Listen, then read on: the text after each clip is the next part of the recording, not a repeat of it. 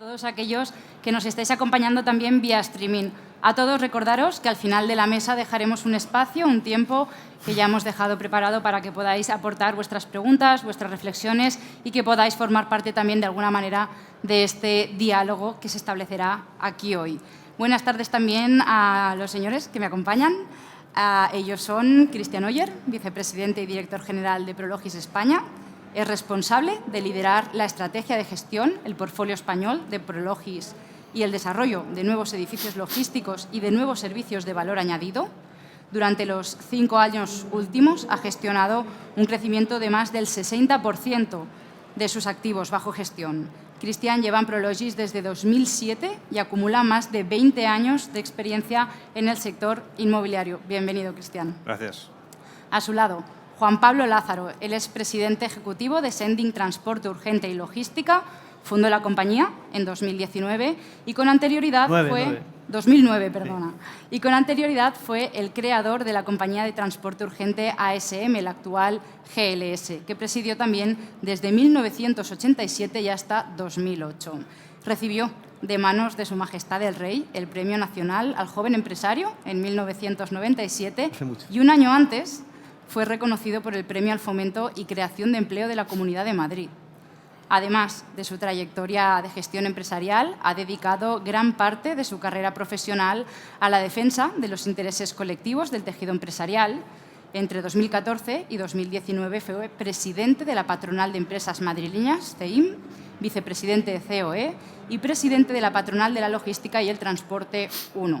Con anterioridad, presidió la Asociación de Jóvenes Empresarios de España y la de Iberoamérica, así como la Federación Nacional de Comercio Electrónico. Buenas tardes, Juan Pablo. ¿Qué tal? Al lado tenemos a Javier Valero. Es director general de Celeritas desde 2016, licenciado en Administración de Empresas y Derecho en ICAE y Executive MBA de GS. Cuenta con más de 25 años de experiencia en el sector y ha trabajado en varias empresas como Peugeot España o la Sociedad General Española de Librería, asumiendo roles diversos durante su experiencia profesional como controller, director de transporte, project manager, director de fulfillment, director de desarrollo y actualmente director general de Celeritas. Buenas tardes, Javier. Buenas tardes. Y por último tenemos a Luis Pots, él es Comercial Manager Logistics de Aquila Capital en España. Es el responsable de la comercialización de los activos de Green Logistics. Cuenta con 7 años de experiencia en logística inmobiliaria, con el foco en leasing e inversión en todo el mercado español. Con el soporte del Departamento de Marketing, es el encargado de la estrategia comercial de los activos de la compañía. Monitoriza el mercado español para identificar nuevas oportunidades de proyectos y antes de unirse a Aquila Capital fue consultor senior en Savills España y trabajó en expansión internacional de National Geographic Retail. Es licenciado en Derecho y ha cursado el máster interno de Aguirre Newman en Consultoría Inmobiliaria, así como el Power MBA. Muchas gracias a los 4 por acompañarnos y por compartir vuestra experiencia con el público aquí presente y también con servidora. Hechas las presentaciones, vayamos ahora sí al kit de la cuestión, a destripar cómo se está transformando el sector inmologístico, qué está comportando esta transformación, qué retos y qué oportunidades presentas. Y para ello lanzo la primera pregunta. Comenzamos el diálogo con Christian Oyer. Christian, contextualicemos un poco. ¿Qué situación es la actual del sector inmologístico después de este boom del e-commerce derivado de la pandemia? ¿Cómo ha afrontado el sector esta aceleración y qué tendencias se observan?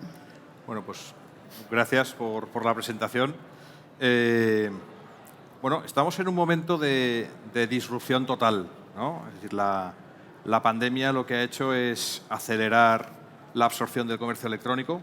Hemos avanzado muchísimos años en unos meses y esto ha generado un proceso o una situación de disrupción global a nivel de tráfico de mercancías, a nivel marítimo. Pensad que en China sigue todavía la política de tolerancia cero a la COVID. Hoy, por ejemplo, salía la noticia de que Shanghái había abierto o había eliminado el confinamiento y esto lo que provoca es que las ciudades o grandes ciudades chinas, básicamente la fábrica del mundo, se paralice, con lo cual hay una disrupción de flujo de mercancía, flujo de producto que no llega a tiempo o que va a tardar mucho tiempo en llegar al consumidor. Esto lo que está generando es bueno, pues un proceso de bloqueo de mercancía marítima. El otro día me contaban que están viniendo una cantidad ingente de barcos hacia Europa y no hay sitio donde poder acumular esta mercancía que está viniendo, con lo cual estamos viviendo en estos momentos una situación donde las empresas están optando por la resiliencia. Y optar por la resiliencia quiere decir ampliar el stock, ampliar también el espacio que necesitan estas empresas para poder almacenar ese stock de emergencia. Luego también lo que estamos viendo, lo que hemos visto, efectivamente ha sido una aceleración en la adopción del comercio electrónico. Hoy por hoy, según Euromonitor, estamos prácticamente a un 12,7% de adopción del canal online, y la previsión que hay a corto hasta 2026, es que lleguemos al 15% de adopción. Nosotros tenemos estudiado que por cada 1% en adopción del canal online van a ser necesarios cerca de 2 millones de metros cuadrados de edificios logísticos. Y estamos ante una situación donde generar suelo o generar producto cada vez es más complicado. Los costes de construcción están muy elevados, el coste del suelo está muy elevado y el poco suelo que hay disponible es un suelo que no está hoy por hoy listo para empezar a construir. Efectivamente, esto no es aplicable a todos los mercados. Podemos encontrar suelo en determinadas ubicaciones, pero en los principales mercados donde realmente se concentra el consumo, cada vez es más difícil optar a suelo listo para poder construir, ¿no? A nivel de tendencias, ¿qué es lo que de alguna forma el sector en este momento, y luego también mis compañeros van a poder ampliar y darán también su opinión? Pero estamos viendo distintos elementos que están haciendo determinadas operaciones un poco más complicadas. Uno de ellos es la falta de mano de obra. Determinados sectores, determinados submercados, hay falta o escasez de mano de obra. Y esto no se soluciona a corto, con lo cual hay que seguir trabajando en seguir formando a profesionales en el sector de la logística, no solo en altos cargos o en altos perfiles que están diseñando las cadenas de suministro, sino también en gente que está operando almacenes. Unos almacenes que cada vez incorporan más tecnología, que cada vez incorporan más software, que cada vez incorporan más predictibilidad o más sistemas que permiten actuar mejor en los almacenes, un mayor nivel de automatización, y eso también lo que requiere es que el personal que actúa sobre esas máquinas esté más cualificado. Con lo cual, de alguna forma también desde Prologis, yo creo que en general todo el sector tenemos que seguir divulgando y seguir enseñando y mostrando que la logística hoy por hoy, que la logística moderna es sexy. Es decir, la logística no son ruedas exclusivamente o pallets exclusivamente, sino que el mundo de la logística moderna entraña un mundo de oportunidades, de proyección profesional, que al final, pues una actividad en un almacén, lo que decía al principio, ¿no? Cada vez es más sexy, es más atractiva. Momento de disrupción, falta de suelo, falta de mano de obra cualificada. Juan Pablo, ¿qué más se detecta desde Sending? Bueno, yo creo que lo único que tiene de bueno este momento es que digas lo que digas, dentro de 2 meses no va a tener validez, porque claro, lo que ha pasado en los últimos 3 años ha sido tan intenso: pandemia, inclemencias climatológicas, volcán, guerra en Europa, inflación disparada, con lo cual nos podemos equivocar que dentro de 2 meses, como habrá cambiado todo. A ver, yo creo que se está solapando 2 cosas. Bueno, primero, yo creo que los que estamos en cuenta de resultados sabemos que lo que está pasando en los últimos 3 meses es preocupante, ¿eh? Tenemos una inflación preocupante, el petróleo está a 1,38, ahora está a 1,86.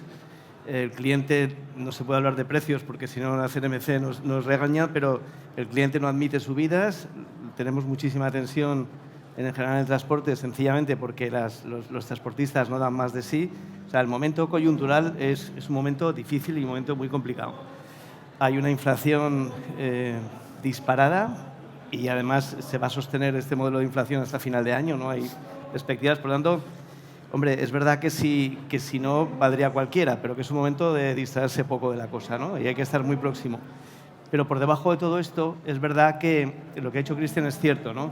Yo presidí la patronal de e-commerce, lo que es ahora digital.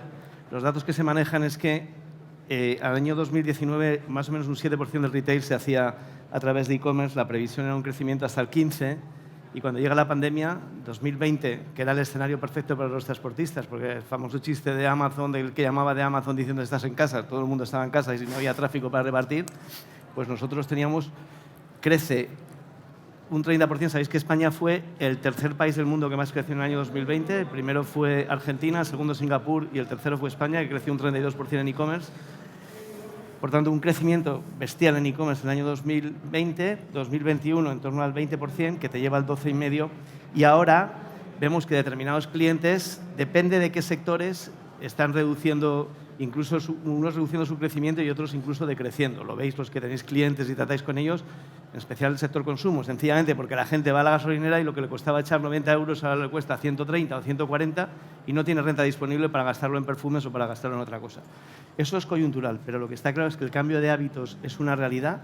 Muchas empresas que se dedican al B2B y ahora mismo están migrando su modelo al B2C, y yo creo que eso afecta al modelo de negocio nuestro, no de forma coyuntural como las crisis, que por desgracia o gracia todas pasan, pero sin embargo este cambio, yo siempre suelo decir que yo tengo un hijo de 24 años, una hija de 18, y entre los dos hay un gap digital del carajo. Es 1000 veces más digital mi hija que mi hijo, y uno tiene 24 y otro 18, y yo me considero muy friki de la tecnología, y para mi hija yo soy un absoluto troglodita analógico. O sea, que el cambio está ahí, que la forma de comprar. Yo no veo a mi hija comprando en una tienda, y si voy a comprar con ella, lleva el móvil y le dice a la persona que le atiende lo que quiere del móvil. No la he visto nunca mover. Y eso es un cambio que ha venido para quedarse. Y eso afecta al transporte, a la logística, al retail, en general a toda la economía. Javier, y eso ha venido para quedarse, ¿eh? Para quedarse, y mucho Seguro. Tiempo. Javier, además de esta inflación, ¿no?, de esta subida de precios y además de este reto que supone, ¿no?, esta inmediatez que demanda cada vez más el usuario, ¿qué otros retos detectáis desde Celeritas? A ver, Celeritas, bueno, gracias primero por invitarnos a esta charla. El tema daría para hablar aquí durante 2 o 3 días, así que yo voy a intentar contar lo que nos pasa a nosotros, ¿no?, en Celeritas. Celeritas intenta resolver todo el supply chain del e-commerce, fundamentalmente desde que recepcionamos la mercancía de nuestros clientes en el almacén, picking, stocking, picking, packing, última milla, entrega al consumidor y toda la logística inversa. Con lo cual, todo lo que ha contado Cristian y Juan Pablo nos influye en todo. O sea, se nos están disparando los costes de la luz de los almacenes, se nos está disparando el coste de la mano de obra, no encontramos personal, el coste de transporte disparado, la gasolina, etc. Todo eso lo estamos viviendo, pero seguimos viviendo en un entorno en donde el e-commerce, aunque ahora ha hecho una cosa extraña, parece que ha caído durante los últimos meses, sigue creciendo a 2 dígitos. Yo no entiendo muy bien por qué quieren demonizar tanto el e-commerce. El e-commerce al final va a ser el 50% de lo que compremos online, ya lo es en Estados Unidos y aquí va a pasar lo mismo. Hay algunos estudios en donde se demuestra, hay uno de Oliver Newman, la consultora, lo podéis buscar, del año 20, en donde se demuestra que el e-commerce es tremendamente generador de CO2 en la última milla, etcétera, etcétera, pero si lo comparas con el consumo del B2B, del consumidor yendo a comprar en la tienda física, y comparas el consumo de electricidad que tiene la tienda física con la que tiene un almacén, o la ocupación de suelo o la ocupación de mano de obra que tienen ambos modelos, resulta que están demonizando el e-commerce cuando el e-commerce tiene cosas que hace mal, que tendremos que resolver, pero está haciendo cosas muy bien, ¿no? Y que no lo vamos a parar. O sea, el e-commerce está para quedarse y va a seguir creciendo hasta estas tasas que crece como está ahora. Por tanto, Celeritas, que es un seguidor, ¿no?, de esta tendencia, hemos multiplicado la compañía por 20 en 10 años, pues vivimos con todos estos impactos que estamos contando, pero a la vez estamos en una economía, en un crecimiento, en una industria tremendamente atractiva. Está entrando todo el mundo. Hace 10 años veíamos electrónica, moda, y ahora es que ves todo el mundo quiere vender online, y además con modelos en donde las soluciones estratégicas del suelo, de los almacenes, para el B2B son unas y para el B2C son otras, completamente diferentes. Y donde al final, lo que yo veo en grandes compañías multinacionales es que separan completamente una gestión de la otra. Los procesos de almacén no tienen nada que ver, los procesos de transporte no tienen nada que ver, y lo que tenemos que ver ahora es cómo resolvemos todos estos impactos que estamos teniendo, y se están haciendo montones de cosas. Yo no sé si sois conscientes de la cantidad de compañías que están electrificando sus flotas, metiendo hidrógeno, Lo que pasa es que me he asustado durante la ponencia anterior, el cargo de la policía que ha dicho que los coches explotan y Bomberos. que cuidado con meterlos en los garajes, etcétera. Me ha acojonado, perdonadme la expresión, pero al final esa solución de lo de los garajes, ¿no?, los parkings, pues tiene muchísimo sentido. Estás entrando con un vehículo grande que es capaz de abastecer a lo mejor a no sé cuántos códigos postales en eléctrico, andando, con bicicletas, etc. Eso lo vamos a ver, lo vamos a resolver. Al final, creo que este año y el que viene es de resiliencia, lo vamos a pasar mal. Dicen que hay un año o dos de recesión, técnicamente no sé cuántos meses por debajo del PIB, etc. Pero si aguantamos, aquí hay mucho que hacer en los próximos años y yo confío en que Celeritas seguirá haciendo. Y luego os contaré alguna cosa más que estamos haciendo, ¿no? Por no extender. Vemos que los retos son muchos, pero la Imologística nos trae también un abanico de oportunidades. ¿Es así, Luis? Sí. Bueno, por complementar también lo que ha dicho Cristian, nosotros al final, a nivel retos, son muchos, sobre todo últimamente. Hemos visto un aumento de costes de construcción entre un 15 y 20%. El precio del suelo también se ha calentado por todo el desarrollo que ha habido, sobre todo de inversión y promoción de capital nacional y extranjero a la hora de desarrollar naves logísticas en España. Falta suelo también en algunos mercados que hace que la oferta de demanda se descompense, por ejemplo, Gran Bilbao, Málaga, Barcelona, que la verdad es que es interesante para cualquier desarrollador a la hora de generar producto. También aumento de costes de financiación por el cambio de tendencia macro. Nosotros ya estamos identificando subidas a la hora de apalancarte de más de 150 puntos básicos, que esto te pega directamente en el plan de negocio inmobiliario. Y luego, como amenaza, última amenaza, ya para empezar con las oportunidades a nivel imologístico por lo menos, una posible, se ve una eventual ralentización del consumo que leí ayer que en la última semana se publicó que se ha ralentizado casi un 4% en términos trimestrales el consumo de las familias.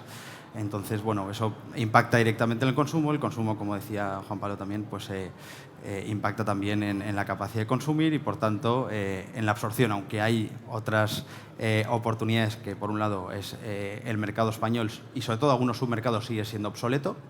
Identificamos que el mercado español está obsoleto a la hora de alquilar naves logísticas, pues te encuentras con naves sin altura, con pocas playas de maniobras, con muy pocos muelles y un poco los desarrolladores internacionales, los que llevamos menos tiempo, Prologis que lleva mucho más, pues al final desarrolla plataformas logísticas de calidad, eficientes, certificadas, y es un poco lo que hacemos todos los inversores y desarrolladores que hemos entrado en España debido a esa obsolescencia del mercado. Incluso hay submercados que están por desarrollar por esa falta de suelo existente que después de desarrollarlo, pues ahora podemos empezar a construir. Luego, potencial crecimiento del e-commerce.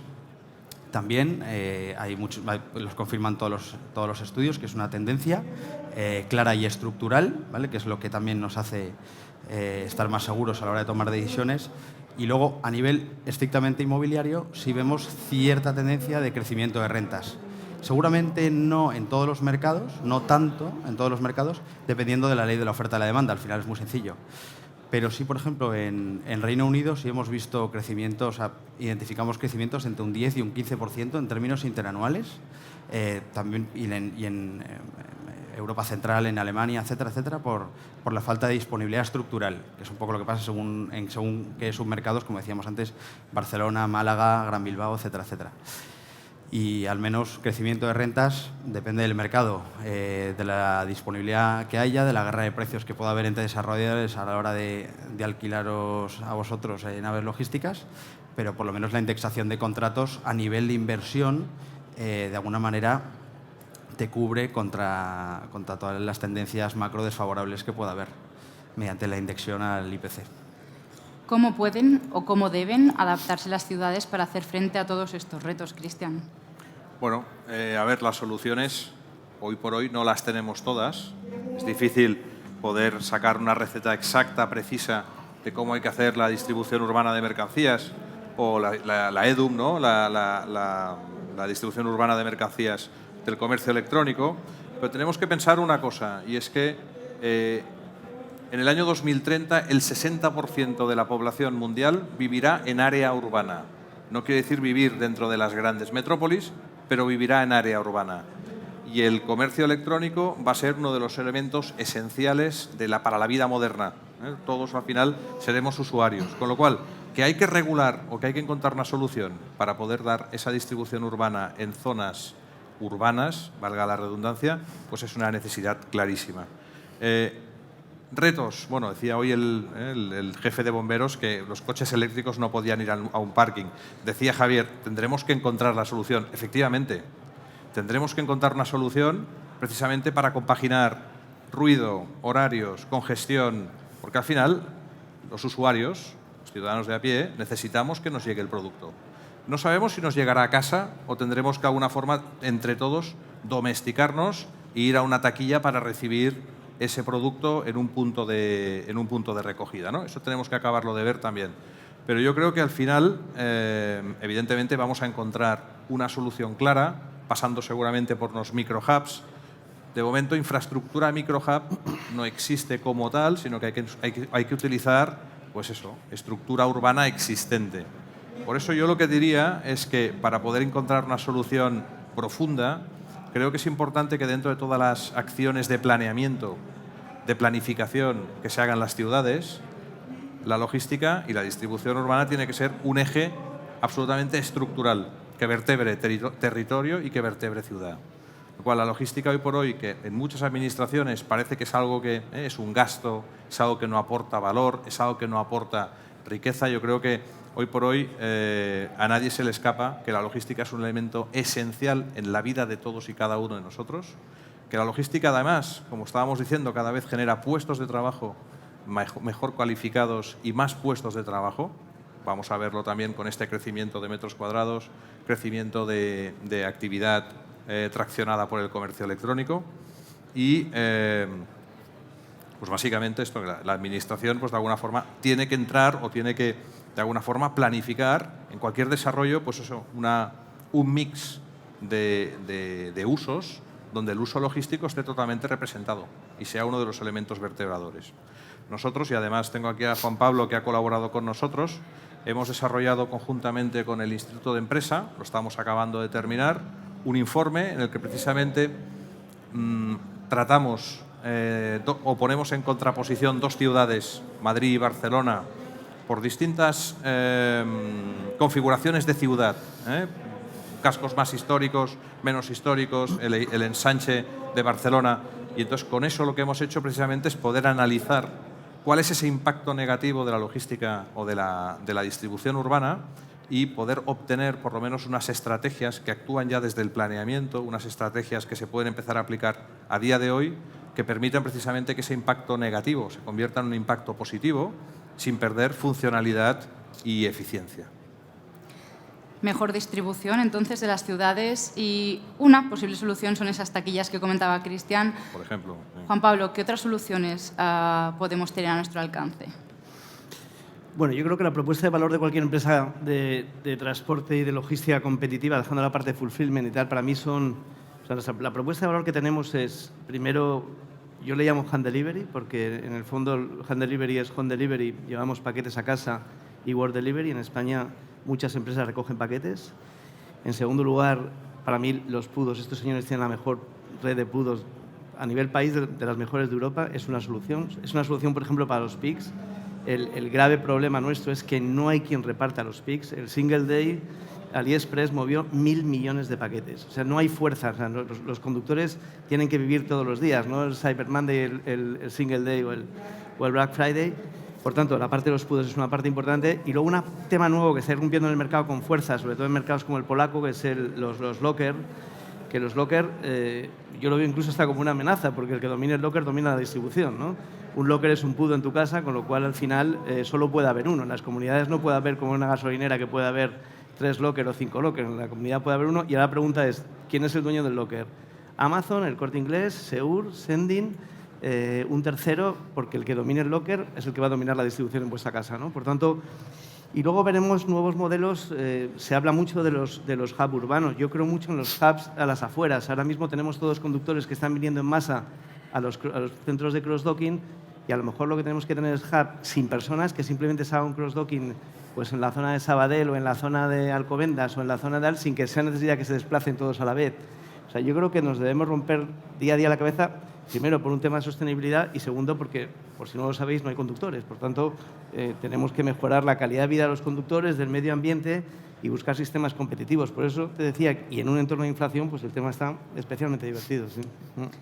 Más allá de estas soluciones aportadas por empresas como las que representáis vosotros hoy aquí, que es parte de vuestro esfuerzo diario, ¿no? ¿Cuál es el papel de la Administración en todo esto? ¿Cómo puede ayudar la Administración en esta transformación de la inmologística, Javier? A ver, yo no soy el experto mejor cualificado para hablar de lo que debe hacer la Administración, que algunas veces mata moscas a cañonazos, ¿no? Todos alguna vez lo hemos sufrido. Pero es verdad que está cambiando bastante la forma de trabajar de la Administración y el caso que yo conozco mejor es el de Madrid, en donde realmente el Ayuntamiento de Madrid está haciendo bastantes cosas con el Plan 360 que ha presentado hace un año, el Plan Estratégico, y en donde, bueno, dentro de poco no podremos entrar en las ciudades alegremente todos los carriers a repartir en el mismo domicilio todos los paquetes, etcétera. Nos van a ir llevando a un modelo más organizado, más coherente, más sensible al medio ambiente, etcétera. Va a ser una obligación que nos van a imponer no solo las administraciones, sino el mercado. Todos los clientes grandes, sensatos, sensibles a estas cosas, nos están metiendo, al menos yo creo que a todos los proveedores de logística, en obligaciones de cumplimiento, de sostenibilidad, con un plazo de cumplimiento. Todos nos van a dar tiempo, es la buena noticia, pero si no estás ahí y no estás haciendo los deberes, estás fuera.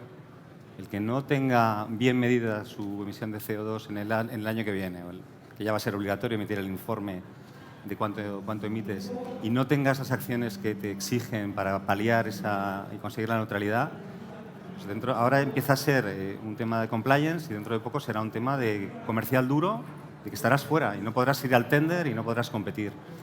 Entonces, tenemos que hacer no va a haber una sola acción que podamos hacer, ayudados por la Administración, que como ves me estoy escapando de la pregunta porque no lo domino, pero sí que tenemos que hacer una batería de acciones. Por ejemplo, en transporte nosotros, y te agradezco mucho la mención, Juan Pablo, creo que tenemos la mejor red de puntos de conveniencia en España y Portugal, 4.000 puntos.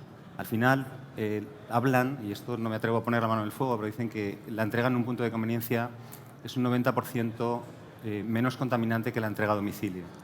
Porque al final, cuando yo voy a un punto, entrego 10 paquetes en una sola parada o recojo 10 paquetes de devolución en una sola parada. Entonces, es más o menos el promedio que tenemos en este momento. Mucho más eficiente, no tengo entregas fallidas, entregamos, el establecimiento está abierto, es un B2B al final, siempre que tengas la capilaridad suficiente. Si yo tengo que ir con el coche a mi punto de conveniencia a 50 kilómetros no será eficiente, pero si tengo la capilaridad suficiente sí lo será.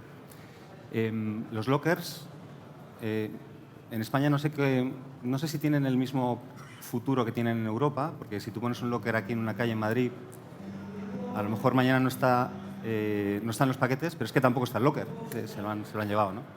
Pero sí tiene un hueco en el mercado y evidentemente el que gane esa batalla es efecto dominio, ¿no? El primero que pegue ahí va a llevarse el gato al agua. Y luego hay una cosa que se puede hacer que que las administraciones lo podrían potenciar bastante, y es que nos dejarán encontrar fórmulas de microhubs urbanos organizados donde pudiéramos entregar por las noches, donde no hay tráfico, en vez de tener que ir todos por la mañana, que muchas veces no está el destinatario, etcétera, etcétera, ¿no? Y utilizar la tecnología. Tecnología como... Estas son las palabras estas del Big Data y el IA, inteligencia artificial, etcétera, pero es que se pueden conseguir optimizar rutas, reducir recorridos, se pueden hacer comportamiento del consumidor, cuándo está y cuándo no está en casa. Si has ido 3 veces a casa de un señor que no está por las mañanas, vete por la tarde. Eso es tratamiento de información y hacerlo inteligente. Y luego una parte que queremos hacer nosotros, y hemos registrado un dominio que se llama No tenemos planeta B, en donde al final queremos medir el impacto que tienen las distintas formas de entrega del e-commerce y luego compensar nuestra emisión de CO2 con reforestación, plantando árboles, en definitiva, ¿no? Que no es marketing, se puede hacer un montón de cosas con esto y además podría ser una forma de si el administrador regula que se ponga un precio a la emisión de CO2, te permita compensarlo plantando árboles. Yo emito 100, pero compenso otros 100, soy carbon neutral, ¿no? Y estas son cosas que estamos trabajando en mi compañía.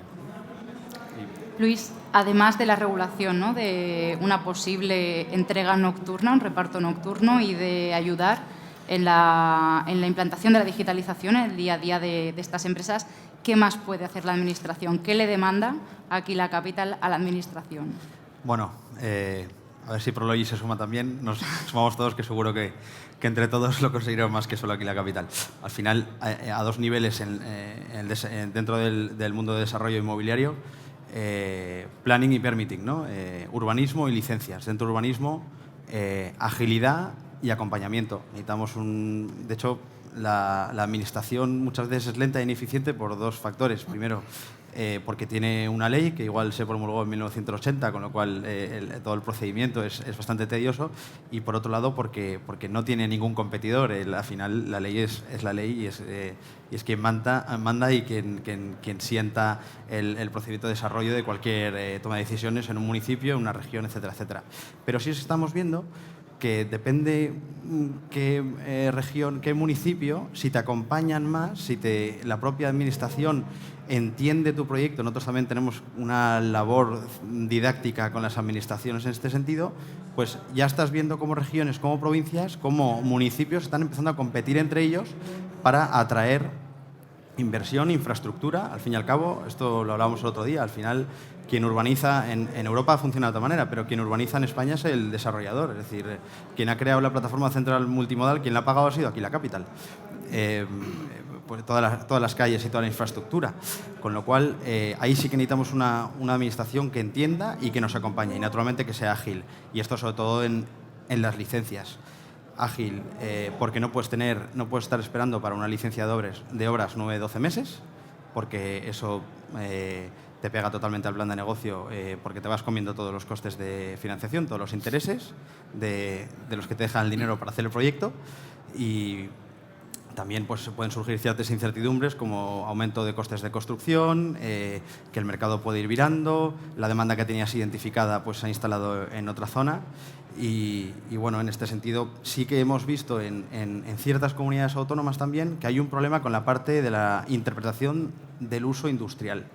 Uso industrial, uso logístico, y un poco demonización del uso logístico como no tan creador de puestos de trabajo, como molesto o como menos atractivo que el industrial. Al final somos un país de servicios. España, en general Europa, se ha desindustrializado, ¿vale? Y esto es una cosa que sabemos todos. Somos una sociedad de servicios y de consumo, y al final la logística está para servir a ese consumo. Entonces, también otra vez labor didáctica con la Administración a la hora de la interpretación de la norma para desarrollar logística allí donde los clientes nos piden. Al final, los desarrolladores inmobiliarios lo único que hacemos, hacemos muchas cosas, pero lo principal que hacemos cuando analizamos una parcela es hacer el mejor producto posible en base a los requerimientos del mercado de características, tamaños y precio, y sacarlo al mejor precio posible que nuestros competidores y alquilarlo y tener una inversión más o menos segura en el territorio donde hayamos elegido la adquisición. Con lo cual, ya te digo, licencias y urbanismo, muy importante. Para ir cerrando esta primera parte de la sesión y dejar tiempo para las preguntas del público, a mí me gustaría invitaros a hacer un viaje por un momento en la máquina del tiempo, viajar al futuro, a de aquí 5, 10, 15 años, eso lo dejo a vuestra elección, y que visualizarais cómo será esa inmologística del futuro. Cómo serán las ciudades, cómo serán esos repartos, cómo será esa legislación. Cristian, ¿cómo se imagina usted la logística del futuro? Bueno, pues yo creo que lo hemos empezado a decir un poco entre todos, y esto al final está calando y va a ser así. La sostenibilidad por delante de todo, pero sostenibilidad ya hablando en concreto de kilos de CO2 ahorrados. Hablaba Javier de ser neutrales. Yo te diría incluso ser carbono positivos, es decir, intentar generar más energía de la que el propio edificio o la propia operativa consume. Pero vamos de momento a basarlo o a acercarlo o a bajarlo en un objetivo, diría, un poco más inmediato, ¿no? Que es en intentar ser neutrales en emisiones de carbono. Con aplicación de la tecnología avanza a una velocidad impresionante. Estamos ya con software predictivo, con un software que nos puede ayudar a todos a optimizar las rutas. Lo decían también los compañeros. Al final tú puedes predecir si ese señor al que le vas a entregar el edificio está o no está en esa franja de horario, si le va mejor que se lo entregues en la oficina, si le va mejor que se lo entregues. De alguna forma, toda esa tecnología pues está al alcance ya de ellos, ya la están aplicando, pero esto puede ir mucho más allá, ¿no? Hablamos también de edificios digitalizados, edificios sensorizados, edificios que permiten comunicarse entre ellos, comunicar el proceso con el propio edificio. Eso redunda en la eficiencia energética, en una mejor gestión de los recursos. Yo te diría además que el cliente, hoy por hoy, es mucho más consciente. El consumidor final quiere que ese producto sea sostenible, que no se gaste tantos kilos de cartón, que no se gasten tantos... o sea, que sea lo más responsable posible. Con lo cual yo creo que esto va a ser una exigencia no solo por parte de la Administración, sino también del consumidor. Lo cual, al final, la sostenibilidad tiene que ser un elemento absolutamente indispensable para todos, ¿no? Luego también hablaría de kilovatios de energía consumidos. Es decir, en lugar de hablar en general, ya aterrizar la operativa midiendo exactamente las emisiones de CO2. Entonces, yo me imagino una logística mucho más responsable, una logística mucho más descarbonizada, mucho más organizada y siendo un elemento absolutamente esencial de la vida de todos nosotros. Juan Pablo, ¿habremos resuelto la última milla? Bueno, dos cositas respecto a la pregunta de antes, que no quería interrumpir. Lo que primero que tiene que hacer la Administración y la sociedad es decidir si quiere ciudades sin coches o con coches que no contaminen, que es radicalmente distinto, porque es un reto muy distinto. Y respecto a hacia dónde vamos, yo estoy de acuerdo. Yo creo que la logística no es que vayamos, es que ya es. La logística es predictiva. O sea, cuando Amazon, yo compré un libro del MIT, lo tengo al día siguiente, digo, joder, qué rápido que desde Boston lo he tenido al día siguiente, es que el libro estaba esperándome en un hub cercano. Porque ellos conocen mi experiencia de navegación y mi experiencia de compra, saben la posibilidad que un target como yo, que hay un 70,4% de probabilidades de que compre el libro y si no lo compro me inducen a comprarlo. Eso cambia radicalmente porque, insisto, ya es predictiva, ¿no? Es absolutamente fundamental. Creo que va a ser una logística y un transporte muy basado en el Big Data, pero no en el de mi propia compañía, que yo tenga los datos de mi empresa, sino basado en el Big Data interno y el externo. O sea, yo lo indexo al tráfico, a las manifestaciones, que en Madrid tenemos muchas, y entonces en función de eso cruzo datos y pongo en marcha el Machine Learning de forma que si yo voy a entregar todos los días a un señor o señora a las 12 del mediodía y no está, el sistema me tiene que decir que cambie de hora.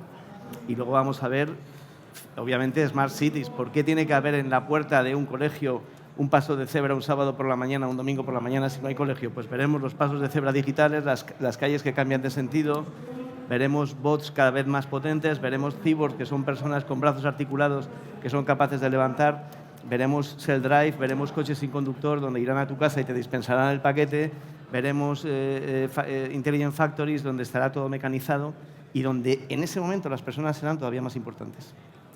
Javier, ¿dónde estará Celeritas en unos años? La verdad es que cuando hacíamos el plan estratégico hace 4 años, pensábamos que íbamos a crecer un poco por encima del comercio electrónico, luego llegó la pandemia, multiplicamos por 2, luego llegó... no sé dónde va a estar Celeritas. Yo creo que estamos haciendo los deberes de todo lo que os he contado para estar en ese pool de resilientes, ¿no? De compañías que aguanten el cambio que se está produciendo.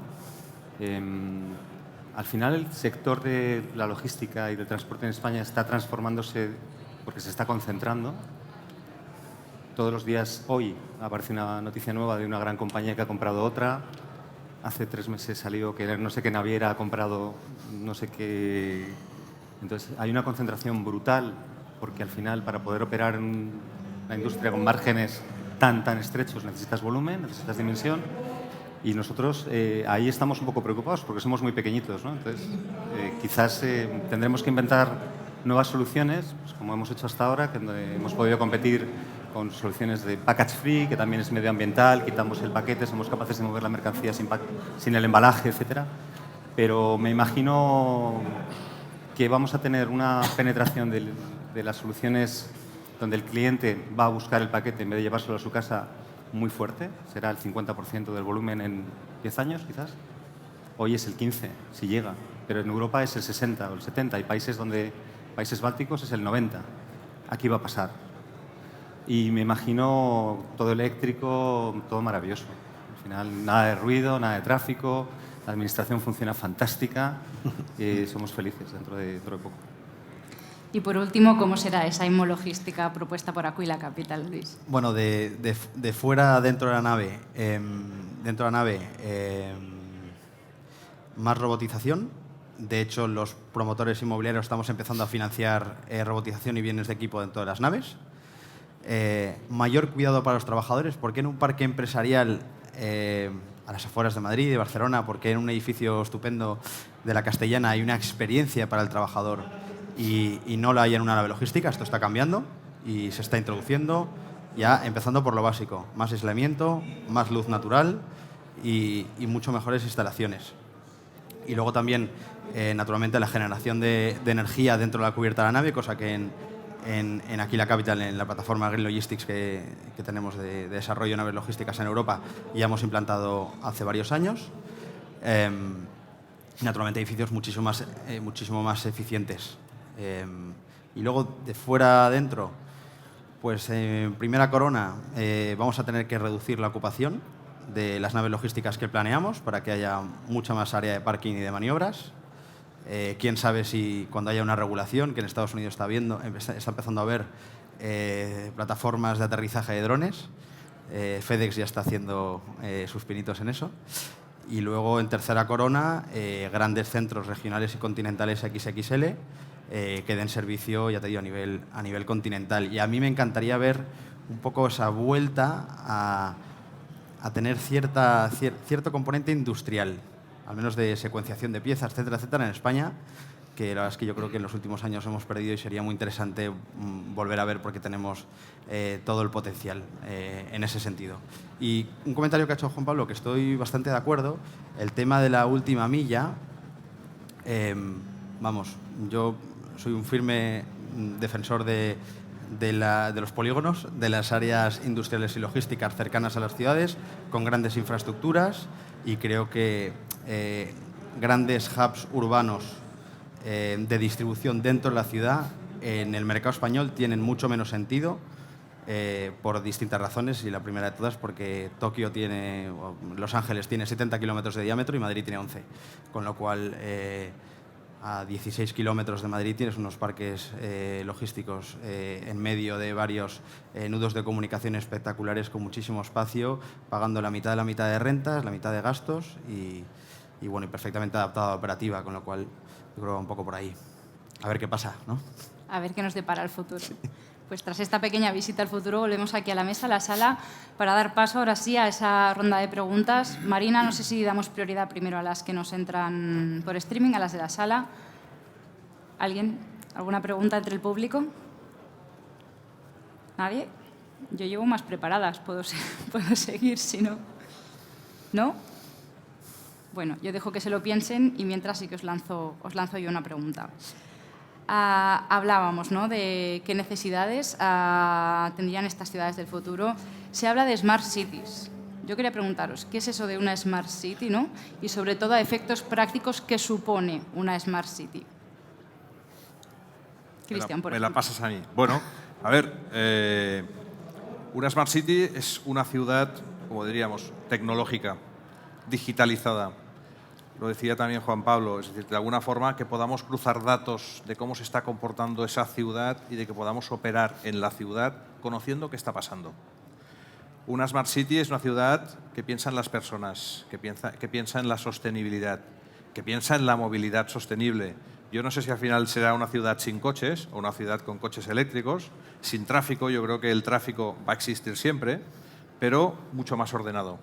Sí que es verdad, también pienso en esta modalidad de coche compartido, coche sin conductor. Esto es una realidad que existe, no está todavía totalmente desarrollada, implementada, pero evidentemente va a llegar, ¿no? Entonces, una Smart City es una ciudad donde también el uso de la energía es un elemento capital, y lo que precisamente facilita es la mejor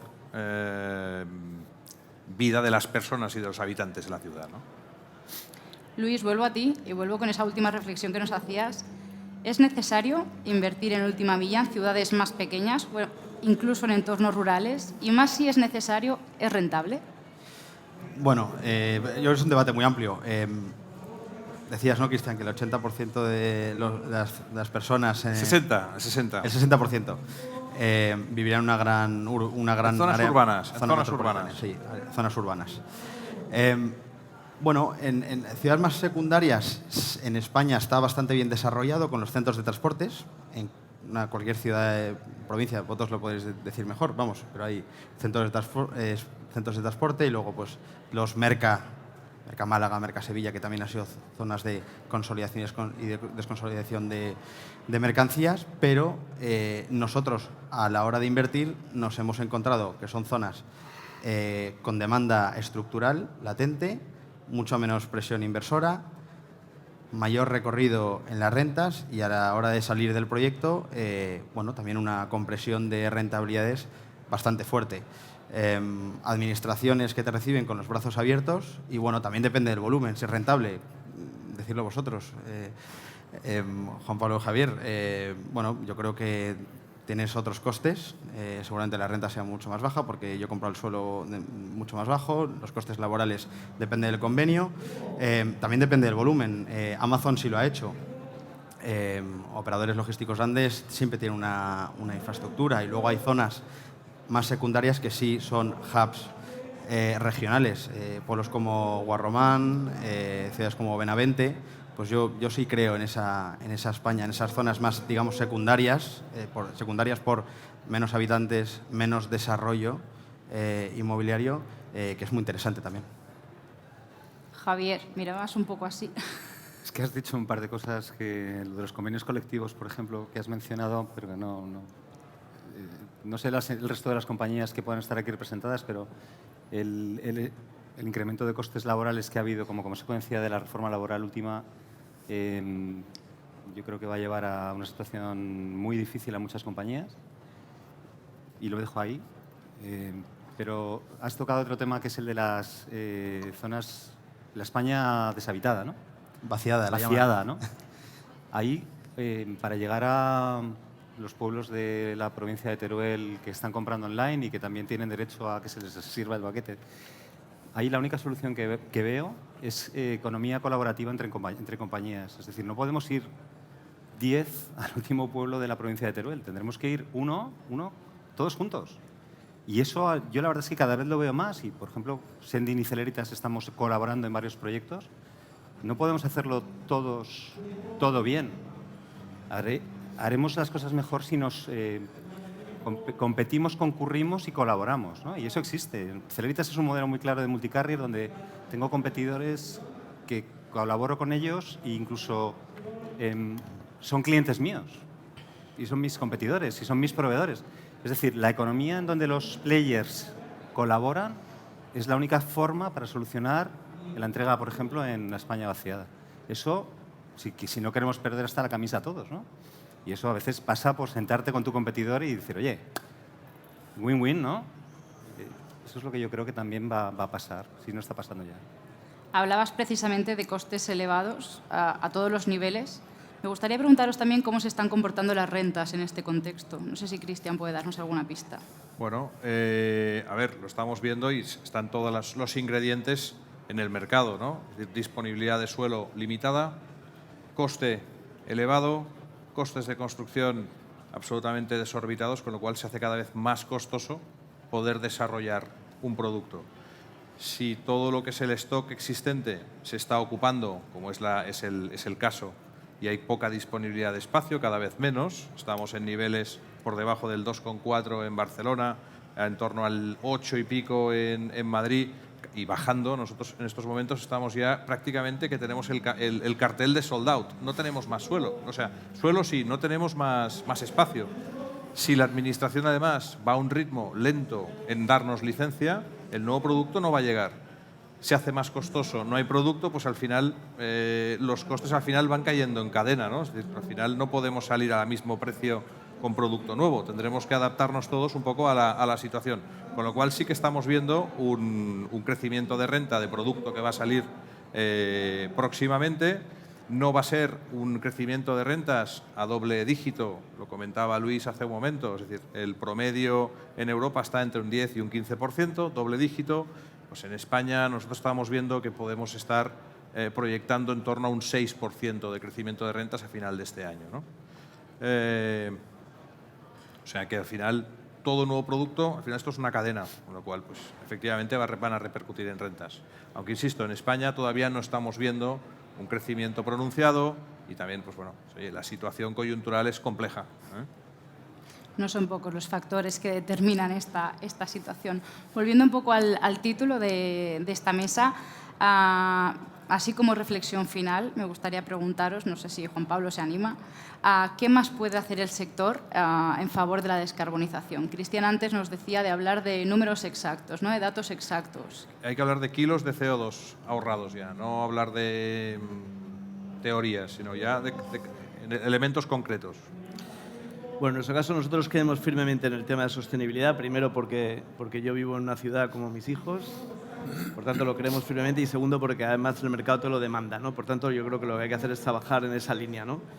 Decía una cosa, Javier, muy importante, y es la colaboración. Yo hace 3 semanas, viendo cómo iba la cosa, subiendo tipos de interés la FED, el Banco Central Europeo cortando la emisión de bonos, la compra de emisión de bonos, determinadas políticas erráticas, yo le dije al comité de dirección, vamos a ver, si nos encontramos en un escenario donde no se puede subir precios porque el cliente está vendiendo menos, por tanto no te lo admite, se incrementan los costes porque hay una presión sobre los costes por la inflación, sobre todo de los conductores, tremenda, o nos vamos a casa todos o lo que hay que hacer es colaborar. Y yo me acordaba de una anécdota, hace 20 años, me acuerdo que un conductor nuestro tuvo un accidente en la zona de Sabiñánigo, nos llamó la Guardia Civil y nos dijo, oye, que hay un conductor vuestro que tiene valijas de MRV vuestras, de no sé, de 7. Y decíamos, pero si cada uno tenemos nuestra ruta. Error. Los conductores iban todos, cada uno con su ruta, hasta que dijeron, no hagamos el tonto, vayamos uno solo y entreguemos uno solo, que ahorramos tiempo y dinero. Eso se puede hacer ahora. Por tanto, y luego es verdad que nuestro sector está dentro de una ola de marketing últimamente que a mí me hace cierta gracia. Yo en el e-delivery de Ámsterdam de hace unos meses, que se repite ahora, que yo me tocó intervenir, me hacía gracia porque les decía, tengo una buena noticia que daros, y es que se están creando dark store abiertos al público que se llaman tiendas. Joder, si es que ya existen, si es que ya existen. Si es que hay determinadas grandes superficies que tienen supermercados donde pueden hacer la distribución sin necesidad de grandes cosas. El quick commerce extremo, porque esto es como todo, el extremo. ¿De verdad pensáis que alguien necesita unos calcetines en 10 minutos? ¿De verdad alguien piensa que es que hay compañías que si en 10 minutos no te llevan la compra, se anula el pedido? ¿Pero dónde vamos? O sea, ¿pero qué sistema irracional es este? ¿De verdad alguien necesita una compra en 10 minutos? Por tanto, yo creo que lo que hay que pensar, primero, que tenemos una cuenta de resultados, que somos responsables de miles de personas, que el primero que quiere poner vehículos eléctricos, pero es que yo he probado vehículos eléctricos y lo que hacen son 120 kilómetros. Ahora ya tampoco, me he quedado muy preocupado cuando he oído hablar al jefe de los bomberos diciendo que además se queman y no se pueden apagar. Joder, es que somos empresarios, somos empresas, no tenemos la varita mágica. Entonces, lo que hay que hacer es unir hacia dónde va la tendencia en la que creemos y luego muy productividad, porque dependemos de esto, sobre todo los que no recibimos ayudas públicas, porque hay gente que por ir al último pueblo recibe ayudas públicas. En nuestro caso, no. Sostenibilidad y colaboración, ¿os parece? Si cerramos así este debate, damos paso entonces a nuestra compañera Marina. Nada, un poco para ya hacer una reflexión final, habiendo escuchado todas vuestras intervenciones, diríamos en términos generales que intentar remar contra el e-commerce es ir contra corriente absolutamente, así que lo mejor es subirse a la ola y dejarse llevar. Habéis retratado una parte realmente cruda, que es que falta espacio, faltan contenedores, faltan barcos, camiones, falta personal, falta formación, sobra inflación. Toda esta es la parte cruda, pero también habéis aportado, y yo creo que es interesante, una parte constructiva, y es que todo esto abre un abanico de oportunidades, entre las cuales, por ejemplo, lo señalabas tú, en lugar de competir, que también concurrir y colaborar, ¿no? Esta idea entre empresas. Habéis puesto muchos deberes a la Administración en términos de urbanismo, de burocracia, de más eficiencia, menos burocracia, pero también a vosotros mismos, ¿no? Un poco en la cuestión de la sostenibilidad también. Y nada, que los que estáis resistiendo será que algo estáis haciendo bien, y la parte buena también es que ya queda menos, ¿no? Que lleváis 2 años y llevamos todos 2 años y que ya queda menos, o sea, lo que hay recorrido seguramente sea menos de lo que queda, esperemos. Y nada, y me quedo con la frase de que el sector de la logística es sexy, como sexy, por lo tanto, es este Salón Internacional de la Logística, donde nos encontramos reunidos hoy. Nada, mañana última jornada, 650 empresas que están pasando por aquí estos días, más de 100 innovaciones, 81 países distintos, y nuestros patrocinadores les tenéis ahí todos en el panel, desde Project 44 a Prologis, que ha patrocinado también esta sesión de hoy. Así que muchas gracias a todos y os esperamos mañana.